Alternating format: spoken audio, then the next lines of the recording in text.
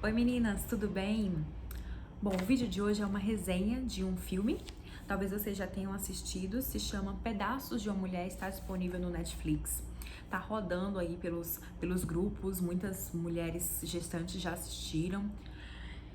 Primeiro aviso, tem spoiler, tá? Nesse vídeo que eu tô fazendo tem bastante spoiler, então se você não gosta de saber algumas coisas que vão acontecer antes de assistir, corre lá, assiste o primeiro filme e depois volta pra assistir a resenha.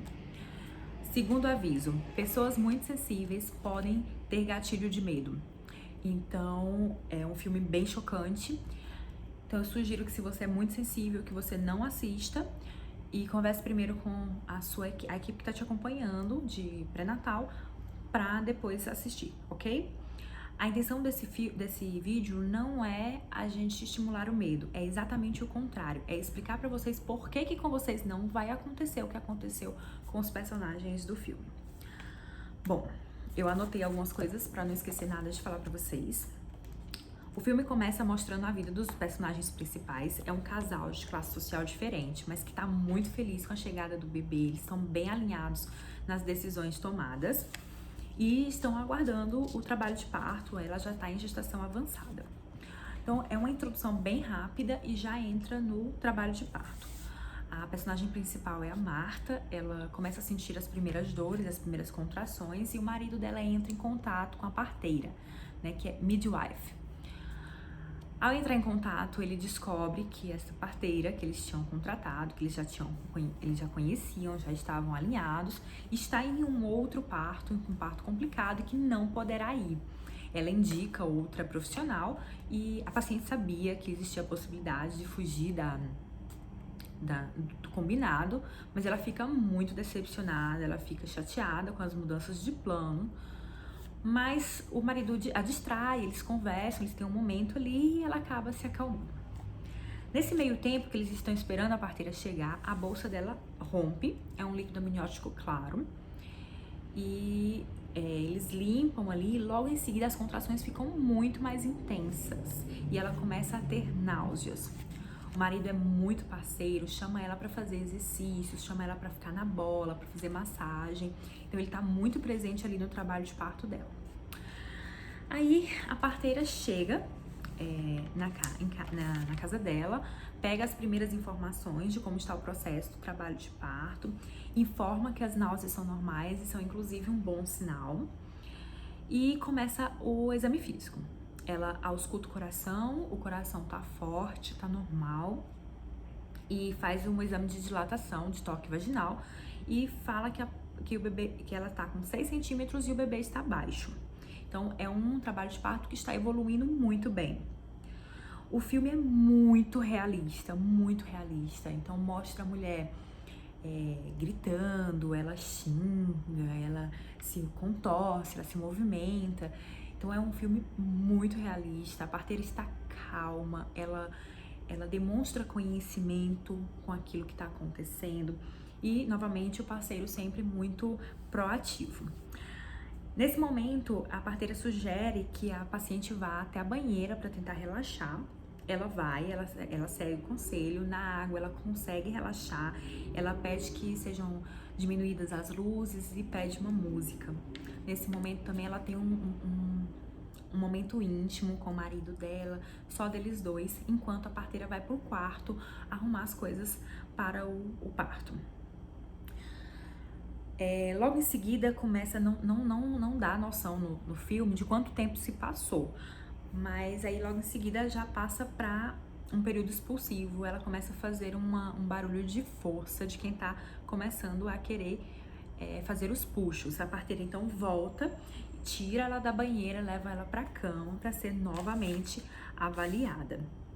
Então, nesse momento, ela faz um novo toque vaginal e confirma uma dilatação completa, período expulsivo, e aí ela vai ouvir o coração do bebê. Nessa vez, ela ouve o coração do bebê por fone de ouvido, então a mulher e seu marido não o escutam. Ela faz uma cara de apreensão, de medo, e sai do quarto. Antes disso, ela pede pra mulher virar de lado, né? Uma conduta totalmente acertada, porque na posição que ela tava, que era de barriga para cima, os batimentos podem dar uma reduzida. Ela vira a mulher de lado e verifica novamente. Novamente ela faz uma cara de preocupação e aí sim ela sai do quarto, né? Ela sai da sala, o pai a acompanha e ela diz pra ele que os batimentos do bebê não estão voltando, não estão acelerando como deveriam. Como foi avaliado logo após a contração, eu imagino que tenha sido uma desaceleração em que não teve retorno para a linha de base. Ela faz umas anotações, o marido fica um pouco preocupado e pergunta, ela tenta acalmá-lo e diz que ainda está normal, ela vai monitorar as próximas contrações e se continuar, será necessária uma transferência. Neste momento, o marido já vai para o quarto tentar conversar com a mulher dele sobre essa possibilidade. Ele fala que que ela é forte, que ela é guerreira, que ela aguentou até ali, mas que pode ser necessário ir para o hospital. Ela olha para ele com uma face de que não está acreditando e fala que não é ele que decide e que ela não vai para lugar nenhum, que ela só precisa de alguns segundos, que vai dar tudo certo, que o bebê já tá nascendo. A parteira volta então lá pro quarto, né? E começa a orientar os puxos. Então, antes que os puxos estavam espontâneos, ela começa a orientar os puxos e dizer que o bebê precisa nascer naquele momento. O bebê coroa, ela ouve os batimentos novamente e ainda estão baixos. Ela vira para o marido e fala: ligue para a emergência, avise que estamos em um parto domiciliar com um bebê com sofrimento. Ele corre, liga para emergência, avisa e ela continua lá nos puxos dirigidos, tentando fazer com que aquele bebê nasça. Finalmente o bebê nasce, ele nasce, é uma menininha, nasce em morte aparente. A parteira imediatamente começa a estimular o bebê e estimula ali rapidinho e o bebê chora. Quando o bebê chora, ela faz uma avaliação com estetoscópio, diz que o bebê está bem, tá aparentemente bem e entrega para a mãe. Ela respira aliviado, a parteira respira aliviado, sai um pouco de perto, deixa o momento dos dois, eles tiram fotos e tudo, e até que ela percebe que o bebê parou de respirar novamente, ela volta, toma o bebê do colo da mãe e volta a estimular. Foi quando a emergência chegou, e aí assim que a emergência chega, ela fala: traz eles rápidos, o marido sai para chamar os paramédicos, eles entram, mas não dá mais tempo e o bebê vai a óbito. Bom, essa é a história do parto, são cenas muito realistas, em que mostra realmente como a mulher fica ali durante o trabalho de parto, fiquei até um pouco arrepiada assistindo. E aí o filme segue mostrando o luto, né, ele seguindo a vida. Mostra que o luto da mulher, ele é muito solitário, ela se afasta do marido, ela não tem uma rede de apoio, a família dela não ajuda, acaba tendo traições, eles começam a tentar sobreviver àquilo que está acontecendo. E uma frase chocante, muito chocante, que me marcou, foi num momento em que a mulher tá brigando com a mãe dela, porque a mãe dela quer processar a parteira e ela não queria processar a parteira. E aí ela fala: esse é seu jeito de lidar com as coisas, mãe. E a mãe dela vira pra ela e fala assim: se fosse o meu jeito, você estaria com seu bebê no colo. Então a mãe meio que jogou nela a culpa de ter perdido aquele bebê. E acontecem várias coisas no filme, né, que mostra esse sofrimento dela. Ela opta por doar o corpo do bebê para estudos em faculdades, o marido é contra, isso gera mais briga entre eles. Acaba que o parceiro dela a abandona, ele vai embora, eles se separam. E no fim do filme acontece o julgamento. Na defesa, eles insistem que a parteira recomendou a transferência e que ela não quis a transferência. E a acusação fala que ela não era a parteira inicial dela, que ela era uma parteira de substituição e que ela não ouviu os batimentos cardíacos do bebê com a frequência necessária, porque ela não ouviu os batimentos enquanto ela estava na banheira. Como eu disse lá no filme, não dá pra gente ter uma noção de quanto tempo passou, mas que passou algum tempo, que ela pulou dos 6 centímetros para os 10 centímetros. E nesse intervalo não teve a ausculta de batimentos do bebê. mais um alerta de spoiler, tá, gente? Porque isso já é bem no final do filme.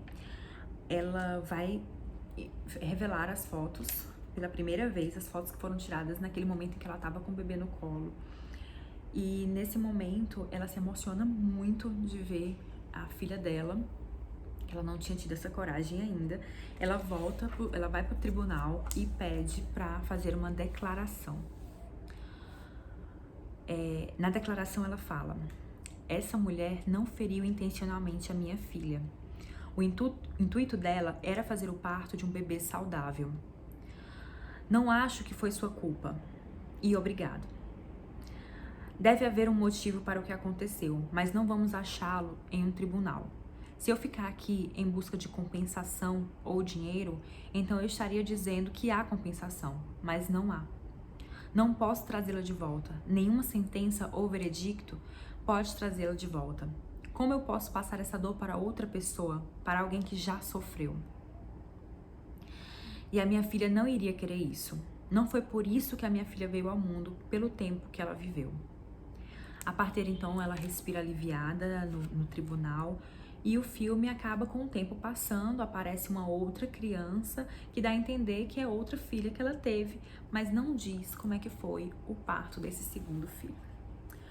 Bom, então esse foi o resumo do filme pra vocês. Eu sei que eu acabei falando demais, mas agora vamos fazer umas avaliações. Ela estava em trabalho de parto domiciliar. O parto domiciliar, ele tem os seus itens para ser um parto elegível. Então ela tem que ter tem que ser uma gestação de baixo risco, tem que ter uma equipe preparada, tem que ter um plano B. No caso, ela era uma gestante de baixo risco, mas pelo que eu entendi do filme, não tinha um plano B. Então, para ela só existia o plano A, parto domiciliar. Então, sempre que você optar por um parto domiciliar, você tem que ter um plano B. O plano B inclui ida ao hospital, uma transferência pode ser necessária. Outro detalhe importante é que num parto domiciliar, a equipe tem que estar preparada para fugir da normalidade, para um parto que foge da normalidade. Então, tem que ter meios para reanimação neonatal.